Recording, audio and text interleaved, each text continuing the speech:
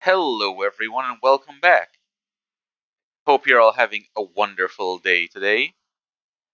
And today I'll be reacting to Warhammer 40k audio to Child of Chaos by Wraight, or Chris Wright, uh, on ABorderPrince's channel.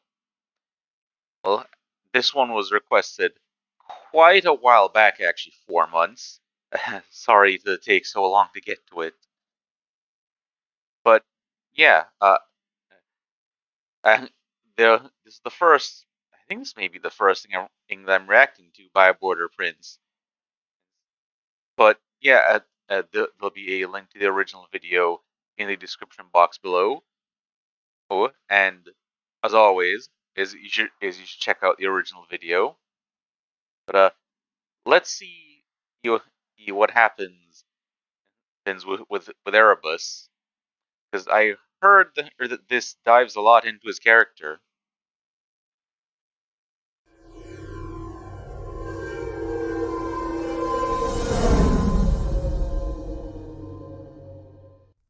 Child of Chaos by Chris Wraight. So, what do you want from me? Perhaps some kind of explanation? Some kind of great redemptive story to explain the way events transpired? Perhaps there was a reason, a causal note that made everything explicable, and in turn, when you understand that, you might loathe me a little less than you do at present. But there isn't one. I never had time for redemption. Oh, wait, is this is he talking from Erebus's perspective? I am, as you might say, elemental, axiomatic. Somebody within this whole skein of false turns had to be. As it turns out, I am compassed. I am what I am. That is my blessing. And it is, for symmetry's sake, my curse. Now, wait, I get ahead of myself. An explanation was desired, and so I should start unconscious. You could make a case that everything started there. What a desperate, awful place to start. Then, the beginnings always are, I suppose. Oh yeah, because wasn't Colchis where Lorgar grew up a a place that was full of chaos cults? Gods, I hated Colchis. I hated the heat. I hated the dust and the thick sweat of it. Even before I knew that other worlds existed, I cursed the gods for making my home so unbearable. There's a reason why religions prosper in deserts. There's nothing else to do but ponder the misery. I used to sit in the shadow of my father's house, squatting as the air shimmered, and wait for scorpions to scuttle out of the glare. I'd catch them in my bare fingers and hold them up, watching them wriggle. I'd pull their limbs off, one by one. Sometimes I'd get stung. Sometimes I wouldn't. It was a kind of game, though not a very good one. Once a Pulling the limbs off of scorpions, huh? To me, that says that he's very sadistic, because this kind of person that that for example, catches a grasshopper and tears its legs off. sting made me feverish for a month, leaving me boiling on my mat inside with visions and shaking. I might have died. I didn't care much, either way. Once I'd recovered, I was sitting right back out in the porch, waiting for the next one to scamper into range. Also, when characters are like this, kind of reminds you of that saying. about hurting people, hurts others, as in the people who do this kind of stuff and relish in the suffering of others tend to be people who themselves are suffering. Not that it makes it right they do that, but I can sort of understand why people end up doing that. Ever since then, I've played the same game. Get close to the danger. See how long you can last before it bites you. It doesn't matter which town it was. I can barely remember myself. They were all the same, thick with filth and haze and the stink of perspiration and refuse. My parents were exasperated with me. They wanted me to learn a trade, get ahead, find something useful to do. I didn't want any of that. I wanted to be rich without trying. I wanted to have slaves and concubines. I wanted to play my scorpion game with people. For a long time, it wasn't clear how I would be able to achieve that. Oh, well then, so essentially, he he wanted to be a Drukhari then, or rather, one of those hedonistic Eldar nobles from before the fall. Because what he wants sounds a lot like that, being wealthy and subjecting people to his sadistic predations. But fate had a way of leading me into opportunity. I had noticed, being an observant sort, that the Covenant had become the kind of organization I might do well in. It is fashionable now, amongst those who still pretend to keep records and tell histories, to think of the Covenant as some wellspring of piety, the precursor to the fundamental religion that came later. Perhaps it was, in some places. Maybe in Vaharadash they did things properly. Out in the provinces, though, the priests had begun to develop a reputation. They drank, they gambled, they were violent, and they used that violence to gather up riches. Even the devout knew that the tithes didn't all end up embellishing temples. The whole edifice was like a spoiled aquifer, with a cold and oily heart locked away from the searching light of the sun. Ah, so religious corruption. So you can understand the attraction. I could see my... Also, I love of how the corruption of the religious officials was described. With a cold, oily heart hidden from the light. myself in those robes, with a palace of my own, where a fountain would tinkle in the courtyard and a chamber full of young things would lounge around in silks and count my coins. Getting there was not straightforward, though. For all their decadence, the clerics held on to their power with the rictus grip of a fresh corpse. Only the well-connected were sent to the seminaries and taught the rites and shown how to read the old texts. For street trash like me, there was just penury to look forward to. I didn't give up, though. The idea had entered my head, and it stuck there. I hung around the oratories and watched the aspirants come and go, waddling like fat dogs. I listened at the window when they chanted their songs and began to learn the patterns of the words.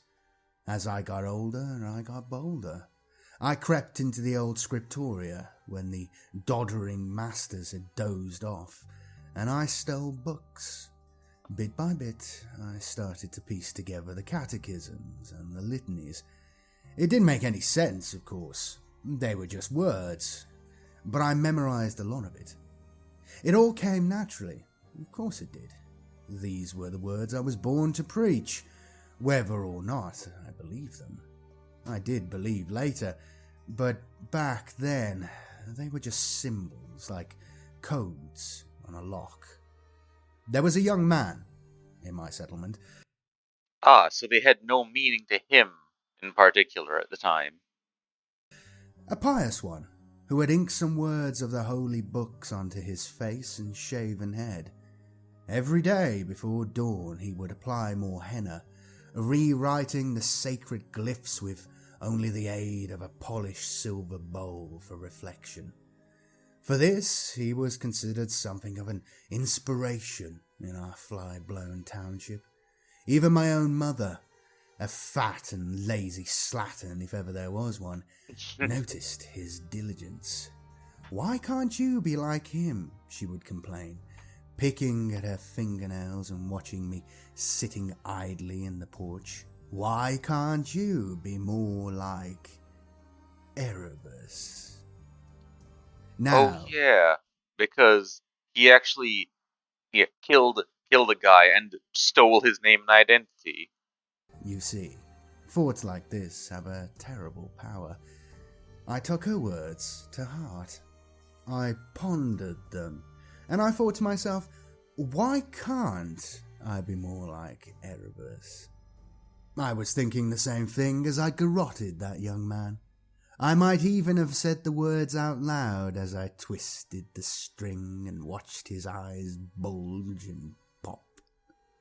That was the first time I killed a living soul, and gods, was it sweet.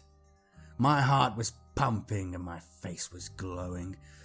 The more his life ebbed away, the more I felt my own burgeoning. By the time I let his body drop into the alleyway, I was positively singing inside. The sensation didn't last long. There was also the tedious business of disposing of the body, then rooting through his belongings to get what I needed, then turning my back on my birthplace and setting off into the great dust. I couldn't stay in a place where he and I were both known.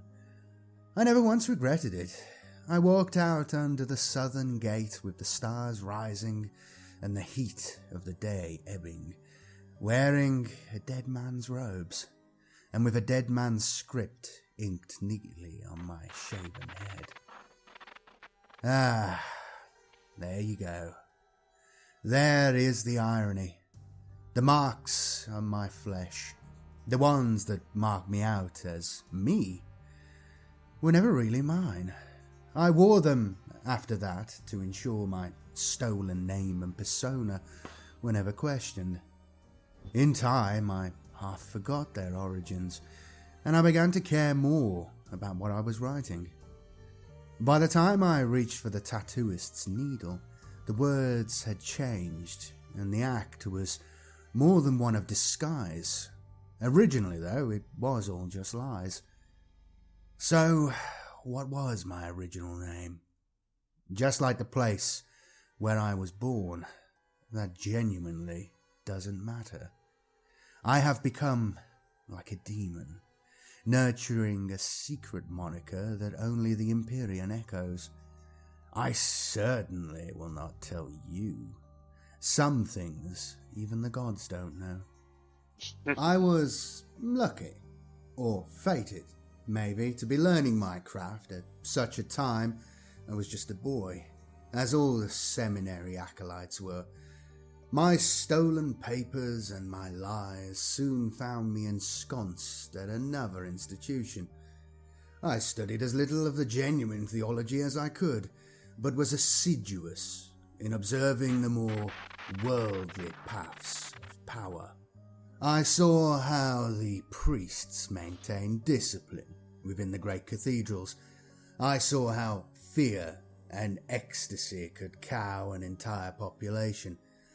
I saw how a whispered word was more powerful than a shouted oration. Ah, so basically, the ways is that the priesthood were able to essentially manipulate the populace, and the ways is that they exercise their power. Makes sense, considering how his desires were even even as he started to fit more and more into his stolen identity, his focus was always on the riches and the various perks that came with being a member of the priesthood, rather than any of the scripture. I'm liking this so far. At least a lot of the time. These were the last days of the old faith. Already there were panicked rumours of an army sweeping across the desert, one commanded by a golden prophet who would upturn everything and bustle the powers out of their assumed heaven. The hierarchs of the Covenant began to get scared. The sacrifices became more frequent. Protestations of faith and penance for sins were made more heartily. I knew it wouldn't save them. The well was running dry, and in any case, they had already drawn too much water. I began to speculate on who this prophet was, and wondered if I could somehow align my cause to his. I was growing tired of my withered instructors, and I wished to be in the shadow of something with a proper sting. And then the strangest thing of all happened. Like I'd the spent so scorpions. much time with all these books and all that chanting and all those homilies on the old patterns of pain and redemption that I somehow neglected to be cynical about them. I found myself saying things and meaning them. I found myself studying, not to evade the instructor's scourge, but out of fascination. It was as if I'd been dipped into one of the inscriber's inkwells and come out stained. There was never an epiphany. I never moved from being an unbeliever to a believer. But I began to appreciate, gradually, how much I was aligned to a certain way of being. I was, you might say, a natural. I had been made for this. I remember being in the vaults of that old mud brick temple, tending to the tapers and tasting the aroma of hot blood on my lips. I remember looking into the tarnished glass of the altar mirrors and seeing not one reflection, but a fractured four. I felt a shiver run through me. Despite the ever-present heat, I was a petty thief, a minor speck within the iris of eternity, but I knew I could do things for these presences. I felt they had always... Oh, so this is how he comes across the chaos gods, and then finds out what his calling was. been there, hanging in my shadow, lingering over my minor cruelties. The Covenant was their plaything. Perhaps other institutions could be used in a similar way. So when the prophet eventually made it to our city and I saw his impeccable profile shine out across a weeping and grateful nation of newly enlightened slaves, I was neither elated nor despondent. All I had to do was wait. I was still a child then. I would not be one forever. And of course, I met my prophet in the end, up close. I saw him pass through the gates with his army of swivel-eyed faithful, and recognized what it meant for me at once. He was a bigger scorpion, and I needed to get closer. He was with Corferon, that raddled old sack of skin and esoteric drugs. He hung around like the stench of cut meat rotting in the sun. I remember that our eyes met briefly. So thoroughly unpleasant. You wish you could get rid of him, but you can't. He just kind of sticks around no matter what. as the two of them made their triumphal procession through the taken city, although I suppose he won't recall it now. Back then, I was nothing, and he was everything. I was the grub in the dirt, and he was the master of a world's zealous armies, standing at the side of the anointed and sucking up his sloughed-off incense. It is commonly supposed that I must hate Corferon. We have become rivals, that's true, and within this grand coalition of blackguards and renegades that generally engenders bad blood. But he really doesn't make me angry. I find him amusing. He's worked so hard to keep up, to become one of us. And all he's done is made himself ridiculous. His flesh hangs within his armour like a strung-up corpse. He's kept around out of a maudlin kind of pity. I'd miss him if he were somehow taken away from us now, for our legion is not blessed with many jesters, and we can't afford to lose the few we have. Corferon being into the court jester. Yeah, makes sense considering everything, and how he's not actually an Astartes. He's like he was too old to get the augmentation, so he got all these cybernetics and stuff to become roughly equivalent. But he's still just a man underneath his armor, and he's only kept alive despite his age by his cybernetics. And even then, and he's quite pathetic, really. Once the Prophet had come, though, that was the end for the Covenant, at least in the open. We went underground, those of us who understood what things were really about. We gathered what we needed and stored it away, out of sight. And such is the way of things. It all became stronger through secrecy. Old words were hissed through locked doors, and we would mouth the ossified canticles under the ostensibly ardent singing of the new ones. They were the best days, if I'm honest, full of promise and guile and silent murders in the dark. We knew, of course, that he would come soon after. The Prophet kept telling us, and every augur and flesh sacrifice screamed it out. I wanted to see this master of mankind so very much, since I knew more than most what it would mean for the universe. I wanted to witness the creature I was destined to bring low. I wanted to see him dragged before me like a lowering ox before the sickle knife. I was never, ever taken in by him, not like so many who afterwards claimed they had somehow been wronged or misled.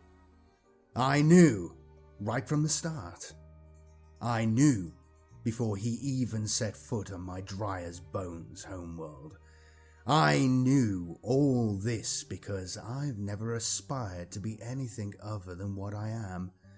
An eavesdropper, a sneak, a fertile soak-away for lies and poison. Judge me if you will, and plenty do, but we all have our places within this far from ideal creation. Here I stand, I can do no other. First, we had to change. We had to become his warriors. Well, this certainly explains quite a bit about how Erebus, well, him going around basically, he, he, ensuring the fall of Horus, which led to the Horus heresy, and the death of the Emperor's dream. I can only imagine that Erebus is grinning to himself in the warp wherever he is is knowing that that he's won essentially, because while the Imperium itself didn't fall from the Horus Heresy, it's like, well, the Emperor stuck on the Golden Throne. His dream for mankind is quite dead. And the Imperium worships the Emperor as a god, as Lorgar originally intended. Something that the Emperor himself never wanted, since he wanted secularism. We had to cast our old bodies aside and take on new ones, like caterpillars wriggling out of chrysalises. We went into all this knowing that we were donning blasphemous forms, and that our sacred human shapes would be mangled and pummeled by unbelievers. This was a real sacrifice, despite the gifts we knew we would inherit, and I remember the bitterness of it. And we were all too old, in truth. Even though our mortal bodies were still on the cusp of hardening into adulthood, we were beyond the optimal range for the transition. As a result, it hurt. It hurt like nothing I have felt before or since. Imagine someone plucking your organs out and twisting them inside out, stuffing them back in, filling your veins with acid and cracking your bones. Many of us died. Some of those who perished badly had been steeped in the ways of the Covenant, and that was enough to give the rest of us pause. Were we really being looked after? But I made it. Like an unlucky talisman that keeps popping up, I pulled through and found myself, blinking hard and bleeding softly on the other side. For the first time in my life, once fully recovered, I was strong, horrifically so. Where I had previously slunk and slivered, now I could strut. I would stand before my collection of mirrors and marvel at this muscle-wrapped god form. We learned to fight in new ways and with new weapons. We learned to drill ourselves into that heavy armor and use it to make us faster than malice. There was a seduction there, one that could have been dangerous. I briefly saw the attraction of the entire Imperial project, a universe of purely material extravagance, bound by ancient science and divorced from the messy realm of the spiritual. Only briefly, of course. For the most part, the spectacle appalled me. I began to take the scripts on my flesh more seriously, and the marks became longer lasting. I selected passages from our various books that could be read in a number of different ways, pleasing all the various masters that in those days we had to please. Only later, when my Primarch had taken up his own authorial career and things were becoming straightforward, did I make my facial etchings irreversible. And that was long after the need for ambiguity had dissipated. There were thousands of subtleties to negotiate. Terrans made up the bulk of the Legion, and they were all drearily atheistic. Even the many Colchizians could not be relied upon, split as they were between the old faith and the new one, as well as the jostling creeds of materialism. We were a body of mongrels, desert hermits flung out into the void, populated by more variety than we could have ever imagined possible. Those of us who cleaved to the single truth, the deep truth, had to tread with care, taking our time, working slowly into positions of authority and influence. I was in my element. I was not the most powerful warrior in this legion, nor the most gifted commander, but I was never assailed by any kind of uncertainty. I knew the destination before we had even begun the journey. Well, yeah, because from what I've heard thus far, Erebus's skill is not in combat or command. It is in his ability to manipulate others, and hide amongst his enemy, while he destroys them from their own side. In a sense, I was the destination. I was my treachery, and my treachery was me. There were no choices to make, just time to wait out and traps to avoid. Out in the emptiness of the abyss, all the truths I had encountered in abstract on Colchis were met in concrete. The first time I set foot on a starship, I could smell the Empyrean evaporating from its decks. The first time we made for the warp, I almost laughed at the absurdity of the exercise. We were briefly, insubstantially, hurling ourselves through the realm of the powers themselves, and no one batted an eyelid. The level of self-deception was colossal, and I couldn't see how it would be sustained for any length of time at all. In this, as in other things, I was guilty of underestimating our opponents. The genius of the crusade was its very audaciousness. The speed it was prosecuted at was mind-bending. Millions, no, trillions of souls were being directed towards a single goal. While the entire galaxy was at war, it felt like we were all distracted, kept looking up into the glare of a noonday sun, our eyes watering so hard we never noticed the carrion vultures flying low under its glare. If we were not careful, these contradictions might survive examination long enough for his greater task to be completed, the final banishment of the old gods from the realm of the senses. As I began to understand the implications of this, I reflected on my extraordinary luck on being gradually elevated into a position to do something about it. And as I pondered that, I reflected that there was no such thing as luck in the universe, properly understood, and that in fact I had always been destined to be in this place at this time, with my faculties elevated to this point. I was destiny itself. I was its servant.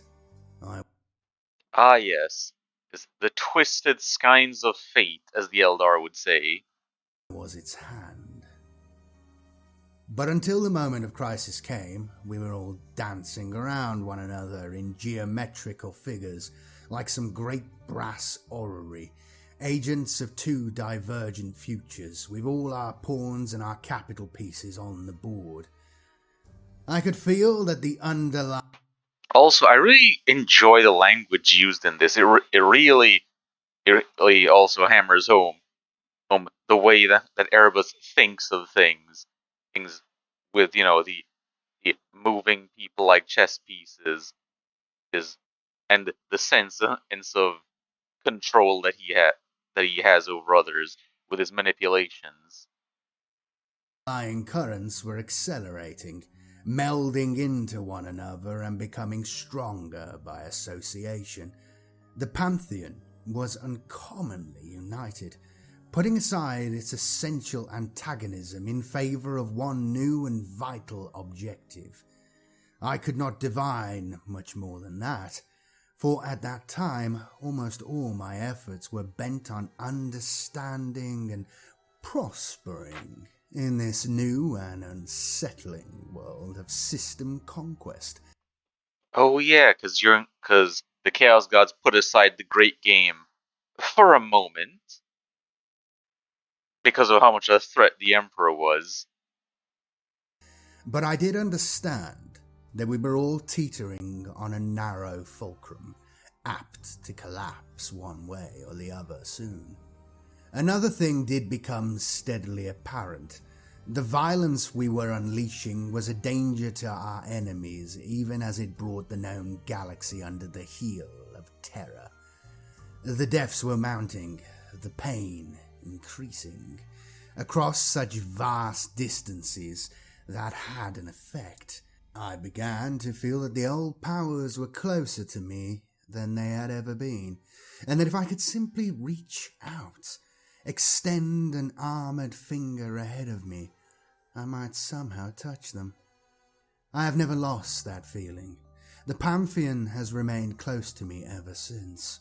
Whatever lies you may have heard from my many enemies, I have never been their stated champion. Not like Horus, but I have always been their servant, their counselor to the mighty, their assassin, their advisor, their deliverer of souls. Consistency. That is what they value. Perhaps because they are ever-changing, they will reward the mind that never wavers in its commitment. Or maybe that is a lie too. Most things are, when traced back to their beginning. They defy understanding. They defy categorization. And for that one indefinable truth, as I have often said, blessed be their many and malleable names. So, we come to Davin, and I was so sick with anticipation before the final warp stages that I did not sleep for 4 nights. It was, of course, another desert world. There must be something about them. Why do the gods not make themselves more obviously manifest in forests or factories or cities? When we came into orbit, all I could see was a second Colchis, parched and sharp, its ochre plains wrapped around a swollen equatorial zone and squeezing out all other terrain.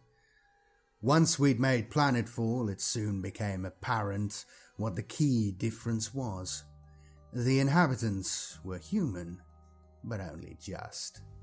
They were too strong, too strange, as if something had been working on them for a long time. Oh, abhumans. I thought they were all terrifically ugly. My battle brothers merely saw them as apt disciples for the faith. This was, to be clear, faith in the Emperor. Let the irony of that sink in for a moment. Our legions landed on Dav. You have faith in the Emperor, or a man who wanted to do away with such concepts as faith and religion. For the first time, with the honest and thoroughgoing intent to turn its population into diligent atheists. But I did not. I knew what we would find there, as surely as I knew what I would see in the mirrors that now lined my private chamber each time I glanced into them. All worlds have a harmonic, a resonance in the ether, and Davin was no exception. It was a thrum, a press of half-heard sound, like an endless murmuring that lingered on the very edge of intelligibility. As I skidded across its heat-distorted landscape in my flyer, I could feel the hot pressure against my temple, a hubbub of murmurs guiding me to where I needed to be. Elsewhere there was fighting. The savages of this world had yet to bow to the inevitable and were taking war to the sons of Horus and word-bearers. This resistance had shocked some of the mortal hangers-on within the fleet, who thought it suicidal and pointless, but they were blind to its true purpose. The fighting would be over soon, but it would keep all eyes away from the deep desert, where tombs lay deep and dormant under the baking sands. I reached my destination. Wait, tombs lay dead and dormant beneath the baking sands. Was this place a Necron tomb world? Are Necrons going to end up getting awakened here? Touched down and depowered the engines. I emerged from my lander and breathed the Davenite air for the first time. It tasted vaguely sweet, like overripe fruit. The dust dotted and stuck to everything. Soon my armor's filters were working hard just to keep its airways clear. Ahead of me rose a temple of some kind, though it had seen better days. Its mud brick and masonry walls were ruined, its towers collapsed.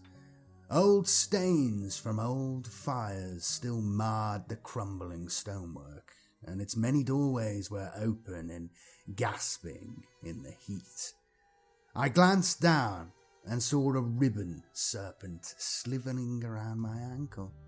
Its black, forked tongue flickered briefly, then it slipped away, making for the hard-edged lines of shadow ahead. I walked up the causeway, bounded on either side by broken human-sized statues. The further I went, the more I could see how the place must have once been magnificent. An octagonal city temple of extraordinary size and complexity. We had larger cathedrals on Colchis, but nothing, perhaps, made with such a raw understanding of the relationship between the real and the unreal. Octagonal, huh? Like the 8 spokes on the wheel for chaos? I could see immediately that these long-dead architects had known what they were doing. They had known the sacred ratios and proportions. They had known where to site their watchtowers and campaniles so as to catch the red passage of Davin's ancient sun, casting shadows that looked out of the corner of an eye like teeth, or horns, or curved talons. By then, it was late in the day, and the air was seamy with tired heat. My surroundings were almost completely quiet. Only my breaths and my footfalls broke the stillness. I found the priest squatting in the centre of a tumble-down courtyard. A fountain lay choked and gasping amid a heap of rubble, its water long gone. Gargoyles and stone dragons looked down on us from crumbling terraces, their gnarled expressions grotesque against the reddening sky. The priest was as ugly as every Davenite was, a snaggle-toothed, greasy-haired wretch with dirty robes. He blinked as I approached him, then smiled broadly and obsequiously. "You came," he said, as if I was some delivery boy on an errand. I was comfortably twice his size and could have broken his neck with a flick of my finger. He was clearly a fool, near the end of his strength and wits. "I saw this place in my dreams," I said, "but not like this." "It's not what it used to be," he agreed. He got up and limped across the courtyard. I followed him, having to check my stride to match his pace. We passed under the shade of the gargoyles and into chambers within, all adorned with cracked plaster and gap-tiled mosaics. As we went, I saw faded frescoes on the walls, angels fighting demons, monsters writhing in combat with knights. I saw depictions of high walls crumbling and flames leaping over falling towers. Repeated images of a gold-armoured warrior had been scratched out, his face replaced with crude images of a single eye. Eventually, we reached a larger chamber. Is this like some sort of where did they see what would happen with the Emperor, perhaps? One buried down in the heart of the city temple. Its high domed roof was cracked like an eggshell, allowing red light to lance down onto the floor around us. A low stone altar stood in the centre of the space, surrounded by 4 ritual pillars. The surviving stonework was etched with lines of fine carving, tight-curled glyphs repeated over and over, just like the screeds on my own flesh. My skin tingled. I could feel the charge running through these foundations, apt to snap like static charge with my every movement. I was breathing faster, my primary heart pumping a little too hard. "So this is where it will happen," I breathed. "It might," said the priest, "if you are indeed a true messenger." I was feeling heady at that point, intoxicated. It is one thing to witness visions, it is another to see the actual sight, the actual stone, the actual bricks. I turned on him, catching him by his throat. He gagged and I almost laughed out loud. "Does this feel true, priest?" I asked, squeezing just a fraction harder. He couldn't answer. It would take only the slightest movement to crush his windpipe. I very nearly did. The nexus of death and power in this place was so complete and all-consuming. But I halted, suddenly aware of someone watching me. I turned to see a little girl, barely more than a babe in arms, staring at me with dark, wide eyes. I couldn't interpret her expression. It wasn't fear. It might have been a kind of exhilaration, just like mine. I let the priest go. "Who is that?" I asked. "Only Akshub," he gasped, rubbing the wells on his neck ruefully. "Do not hurt her, I beg you." I studied her, vaguely amused, and she stared back at me fearlessly. "Why would I do that?" I asked. "Is she dangerous?" Then my gaze wandered off, roving across the faded frescoes. Also, for that little girl to be looking at Erebus, who was twice the size of the priest and had just a moment before been choking him essentially, and have no fear in her eyes. This huge armored warrior, with all these symbols tattooed onto his bald head. Ed, that I have the feeling something's up with that child. They were badly eroded, hard to make out, even with my enhanced eyesight. In all of them, though, I saw the same image, over and over again, picked out in the desert colours of terracotta, ochre, and sallow. A knife, a blade, a flint shard crudely fashioned, the length of a mortal man's spine. I knew without needing to ask that no such weapon had ever been fashioned on this world. These ancient artisans had been working from visions, casting their minds out on the ether's tides, knowing what had to come here to fulfill their lives' purpose. "Where will I find it?" I asked. The priest looked at me, fear and resentment marring his old face. "I think this is your task to discover, messenger," he said.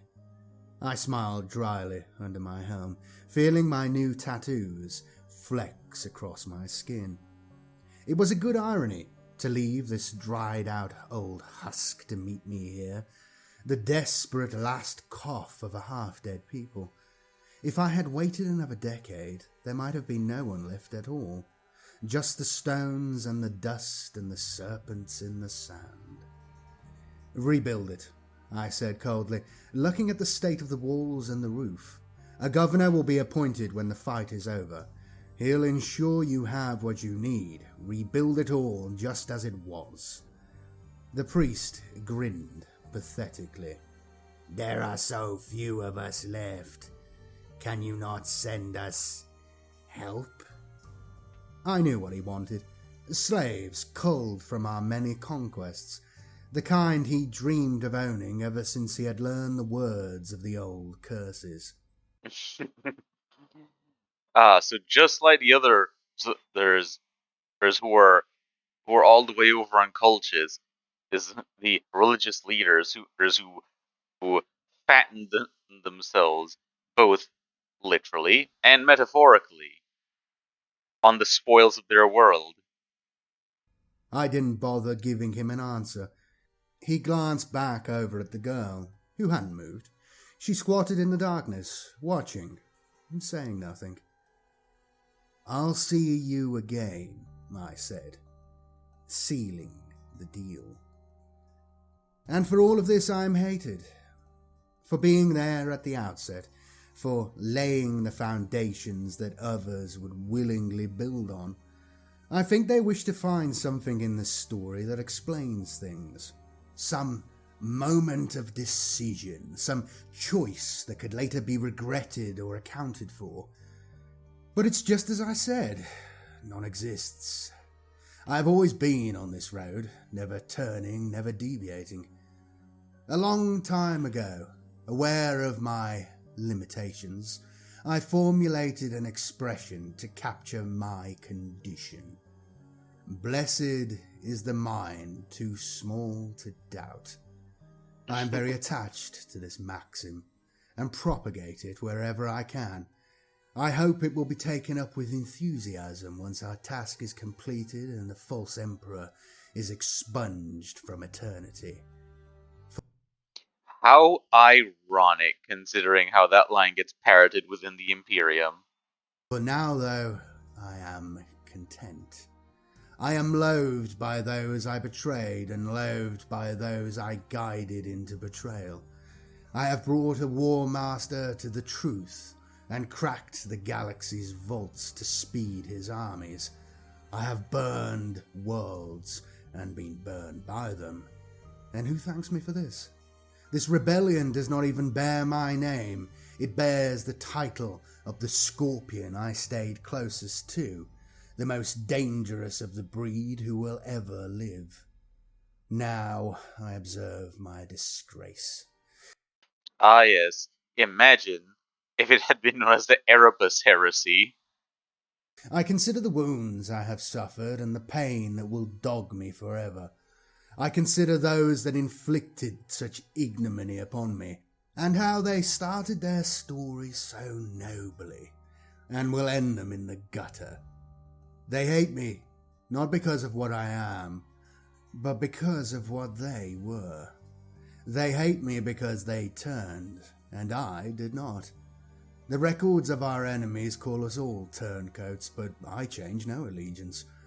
I was always here, just as I am now, aware of myself and the universe that made me. Similar to Angron, actually, how it can't really be said that Angron ever betrayed the Emperor, because Angron always hated the Emperor from the beginning for what he did, and was never loyal to him to begin with. Lied with every breath I ever took, except to myself. That is purity of a kind, something that no other soul in this grand armada of renegades can boast. I look on Terra now from my void-cold vantage and see its huddled lights glimmer in the fragile dark. Soon the order to attack will come, and the final act will be entered. The monsters I created will burst from their fetters, giving no thought to what long labours brought them here. Horus mutilated me. My own Primarch discarded me. That could be a cause for self-doubt here on the edge of Terra's fall. That could make a lesser soul slink away, gnawing on his failure even as humanity's bastion collapses at last. But that's never been my way. I've been stung before, and I always come back for more poison. I'm still the boy in the shadows of Colchis, pulling at the garrote string and feeling my blood pump. The old games never really ceased, in truth. Only the players changed. Nothing remains to be explained. I can whisper these truths to my own screed-inscribed face. If I wish, that I can now hold up in front of my own eyes as my only audience. The ragged flesh is dry and cracked now, and will fall apart soon. But I keep it, just as I used to keep my mirrors for the same purpose. I took this face from another man once, to become what I wanted to be. Now it is my reminder that all despots are fragile and that the hand of destiny will always be despised. Such is my power now that I could fashion a new skin in moments. I choose not to. My face still weeps blood under my helm, glistening on flayed muscles. It hurts, and that too is a reminder. I was there at the start. Wait, so did he literally in this case is get his face cut off and wear someone else's face like the Joker? Well, or rather the Joker cut his own face off, but you get the idea. Um Although there is something to say about oh how oh yeah, Erebus has been very consistent. And he's been, well, the same person in most regards, whereas since he was a child, like since childhood, but the same manipulator, the same im im well sadist, I'd say in a way. I was there before we even had names for all the things we're doing now. I have no congregation anymore, but I will again. The faithful will come back, thirsty for accounts of how this feat was achieved, and I will have stories waiting for them. Such stories. Stories that will make their ears bleed and their hearts burst. So, it's not done yet, Erebus. Not yet. Just watch. Just watch.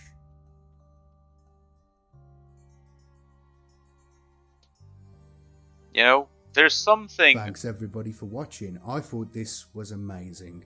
And thank you for Skywatcher Adepts for making me aware of this tale, which I'd missed. Fantastic. Chris Wraight is... I love some of the authors at Black Library, but Chris Wraight is one of the best. And everything he's written, I have never disliked any of it. It's always been engaging, well written. And I think he really gets human nature. He really gets it. And not just that, he's one of the best to tackle the religious element of Warhammer, which is important and which is something that either gets ignored or I don't think some of the authors fully comprehend the religious urge, the need to believe. And I think, which a lot of people have. I myself am I was a fedora-tipping atheist in the past, but I've always been fascinated by religion and theology and that sort of thing, and I've always studied it quite hard, a lot of different religions from all around the world. And I like to think that I'm a good observer of people, and I really get the vibe that Chris Wraight gets it too, like he's studied these things. And if you're a fan of, well, if you're interested in this sort of stuff for yourself, religious history and stuff like this, there's a lot of nice jokes in here that you get, Why is it always deserts? Stuff like that. It's really good, man. And it's subtle, it's without forcing it, and it's clever. And that's what I want from Black Library, and that's what this achieves. It's clever without being on the nose, It's fun, it's interesting, and it's without sounding like a pretentious arsehole, it's pretty deep. And I like that. I like that a lot, and I want to see more of it. But this is fantastic, and Erebus is one of the most important characters in the lore, and I'm hoping to see him emerge again in the 40k universe, in the Dark Imperium, as things seem to be moving towards that, with a return of Lorgar, with the Word Bearers becoming a more prominent force. And I'm calling it now. I think they're going to be up against the Black Templars when they get redone in Codex form. It'll be Word Bearers against Black Templars. Fanatic versus Fanatic. Crusader versus Crusader. And yeah, if you want some more Word Bearer stuff, I recommend Apocalypse by Josh Reynolds, another one of my favourite authors. But anything by Chris Wraight, particularly Lords of Silence, which again really tapped into that. How the worshippers of Nurgle view their faith and their place in the world, and why they believe what they believe. I think it really did a good job of capturing that pretty effectively. But also his Vaults of Terror series. I'm just reading the second one of the Inquisitor Kroll series, and that's already shaping up to be amazing. So good. The vision of terror is brilliant. But anyway, yeah, excellent book, really clever, really interesting, really adds something special to a character which we surprisingly haven't heard much from until fairly late in the Heresy. Well, ABorderPrince is certainly smitten with some of these works, and I will say, I also quite liked it. It couldn't have said it better than he did, actually. The first 30, 40 books, he was kind of just a character on the outskirts, not really talked about much, but he had such a massive impact on the world, and there we have his story. He was never a traitor. That's the one thing you can say about him. He's never a traitor. The Chaos Gods picked one of their own and kept him loyal, and he stayed loyal. And now we are where we are. He sat on the Council of Sicarius, ruling the Word Bearers and having a jokey fight, it seems, from his perspective, no doubt, with Corferon. Great stuff. I want to see more of that.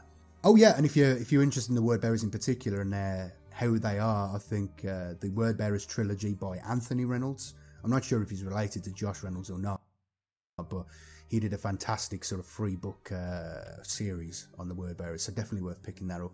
Excellent story, and with some amazing moments in it, but proper chaos religion, great stuff. Anyway, that's all I've got to say. Thanks again to Skywatcher Adept for making me aware of this tale, which had passed me by, and yeah, hopefully you all enjoyed it. I'll see you again next time. Thanks for watching. Oh, and to everybody supporting the channel, you can see your names above and throughout this little mumbling rant by me. You can see your names here, and thank you all for supporting the channel. I really appreciate it. Really makes my life easier, and yeah, it's great. And yeah, I'll be back again for more very, very soon. Remember to like the video, subscribe if you're not subscribed, and let me know in the comments what you thought of this. I thought this was great. I thought this was fantastic. But yeah, I'll be back for more soon. Cheers.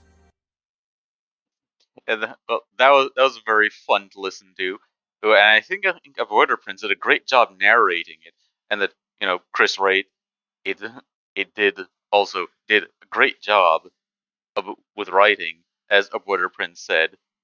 And I never really before this gave too much thought to Erebus, aside from just that he was very sus with all the things he was doing, and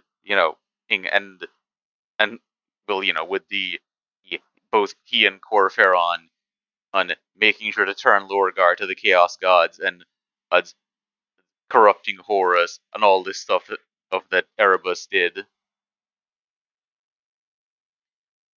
But I hope you guys enjoyed listening/watching this with me. Yeah, and if you did, I'd appreciate if you like, comment, subscribe. And you should totally check out more of ABorderPrince's stuff. I'd highly recommend it. If this video is any indication.